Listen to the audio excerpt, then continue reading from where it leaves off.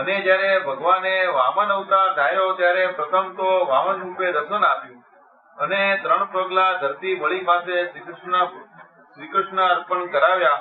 પછી એવું પોતાનું સ્વરૂપને વધાર્યું જે 7 પાતાળનું તો 1 પગલું કર્યું અને બીજું પગલું કર્યું અને આકાશમાં તો પોતાનું શરીર બધે માહિર. આજે કૃષ્ણાર્પણ છે એ હજી બધા સમજતા નથી. જે વામન તો પેલા થઈ ગયા મહાભારત વાળા કૃષ્ણ કરતા.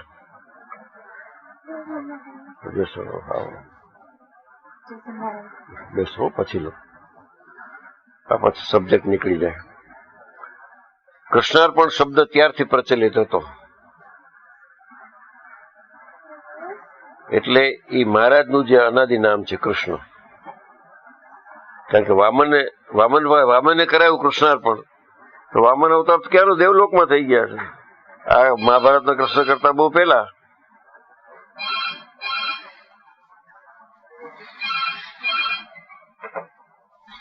હેલો, હા હા બોલ,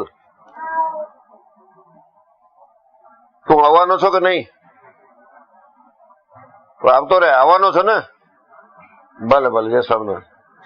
લીરાવ છે.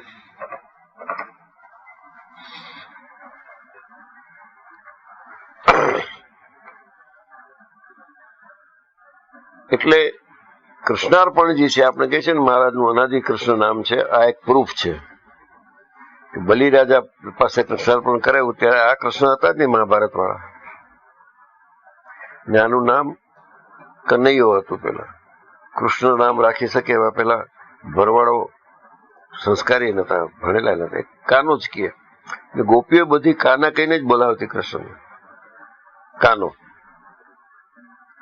પછી કૃષ્ણચંદ્ર ને કૃષ્ણ પરમાત્મા, પછી રાજા થયા ને બધું કરી નાખીએ. લીલા ગજબ છે કૃષ્ણની.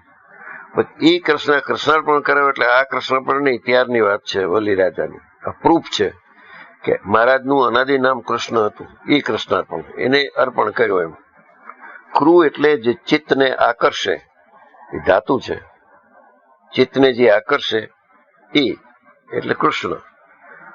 ભક્તોના ચિત્તને જે આકર્ષી શકે છે એ કૃષ્ણ. એ કૃષ્ણાર્પણ. એ મહારાજ સિવાય કોઈ નહીં. એટલે મહારાજનું અનાદિ નામ કૃષ્ણ છે. આમાં જ્યાં જ્યાં કૃષ્ણના રેફરન્સ આવે છે એ મહારાજને જ લગતા હોય છે. મહારાજ પોતે વાત કરતા હોય ત્યારે સ્વસ્વરૂપનું અનુમોદન કરતા હોય. અરે